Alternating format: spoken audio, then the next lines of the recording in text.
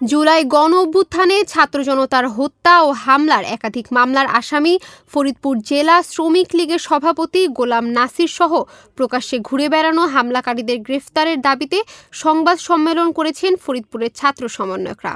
রবিবার ১৯ জানুয়ারি বেলা 11:30টায় ফরিদপুর পুলিশ সুপারের কার্যালয়ের পাশে পুনাক রেস্টুরেন্টের সামনে সংবাদ সম্মেলনে বক্তব্য রাখেন ফরিদপুরের অন্যতম ছাত্র সমন্বয়ক সোহেল রানা। এ সময় গোলাম নাসিরের ছবি সম্বলিত প্রতীকী ফাঁসির ফেস্টুন হাতে নিয়ে শিক্ষার্থীরা রাস্তার পাশে সংবাদ সম্মেলনে হাজির হন। গত বৃহস্পতিবার রাজধানীর ইঞ্জিনিয়ারিং ইনস্টিটিউটে বাংলাদেশ সড়ক পরিবহন শ্রমিক ফেডারেশন আয়োজিত কেন্দ্রীয় কমিটির বর্ধিত সভায় প্রকাশ্যে পলাতক আসামি গোলাম নাসির, ফরিদপুর জেলা শ্রমিক লীগের সহসভাপতি জুবায়ের জাকির বক্তব্য রাখেন। তারা দুজনে শ্রমিক ফেডারেশনের নেতা।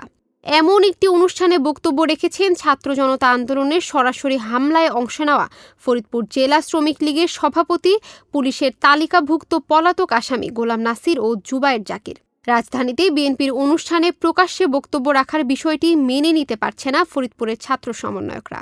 আসামিদের বক্তব্য সামাজিক যোগাযোগ মাধ্যম ফেসবুকে ভাইরাল হওয়ার পর ক্ষুব্ধ হয়ে এই আলটিমেটাম দেন ছাত্র সমন্বয়করা।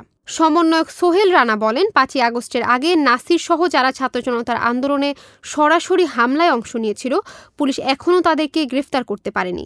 তাদের বিরুদ্ধে একাধিক মামলা থাকা সত্ত্বেও হামলাকারীরা প্রকাশ্যে ঘুরে বেড়াচ্ছে। আজ থেকে অনশনে যাওয়ার কথা ছিল তাদের। পুলিশ প্রশাসনকে আগামী ৫ দিনের সময় দেওয়া হয়েছে। এই সময়ের মধ্যে আশানুরূপ দৃশ্যমান গ্রেফতার দেখাতে না পারলে পুলিশ সুপারের কার্যালয়ের সামনে আমরণ অনশনে বসার ঘোষণা দেন তারা। ফরিদপুরের অতিরিক্ত পুলিশ সুপার শৈলেন চাকমা বলেন, বৈষম্যবিরোধী ছাত্র আন্দোলনে যারা হামলার সাথে জড়িত রয়েছে তাদের অনেককেই গ্রেফতার করা হয়েছে। বাকি আসামিদের গ্রেফতার করতে পুলিশ তৎপর রয়েছে।